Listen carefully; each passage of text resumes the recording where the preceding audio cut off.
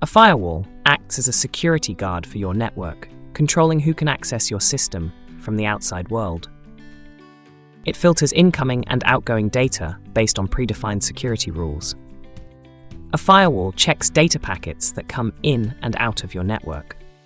Think of it like a gatekeeper who checks for unwanted visitors.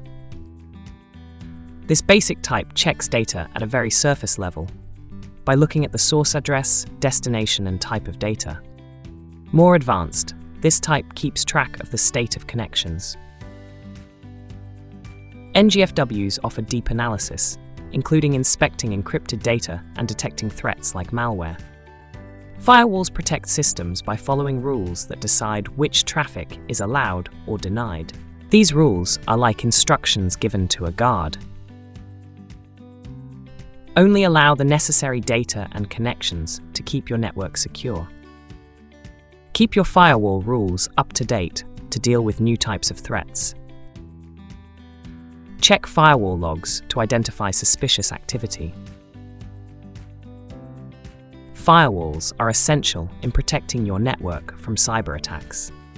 Subscribe for more tips on cybersecurity and network protection.